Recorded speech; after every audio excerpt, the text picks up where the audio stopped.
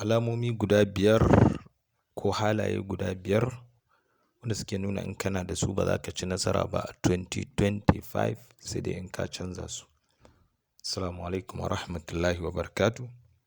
Mai magana Kamaluddin Buhari daga ɗan Abuwa Multipurpose Center.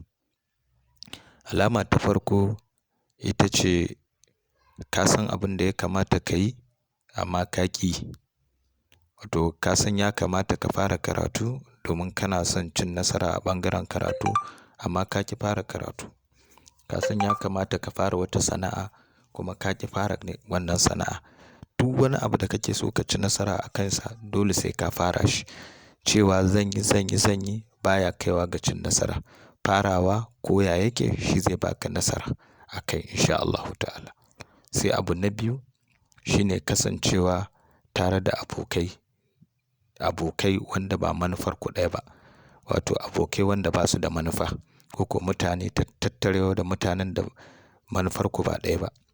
Shine misali, kai ne mutum da kake so kana buƙatar kai hadda, kana buƙatar kai karatun addini amma kuma ba ka tsayawa ba ka nemi abokan karatu na addini ba, ba ka nemi abokan karatu na hadda ba ko kuma mutum kana da target na neman kuɗi, kana so ka fara business ko noma ko kiwo to ya kamata ka nemi waɗanda suke da irin wannan ilimi a kai.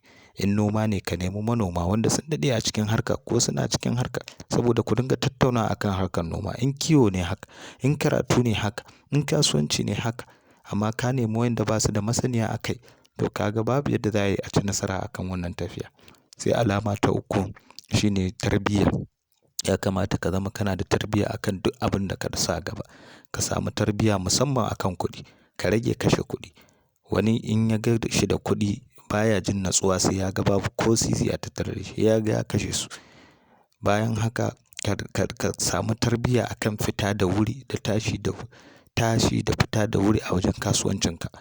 Misali, ba za ka dinga fita kasuwancinka a latti ba. In karatu ne ba za ka dinga fita a latti. Duk abin da ka sa a gaba ka zama consistency ko da yaushe kana yin shi. Kana maimaita wannan abu to in Allah Ubangiji ya taimake ka za ka ci nasara a rayuwarka. Sai abu na gaba ka zamto kar ka ɗauki wannan sabo turken wawa.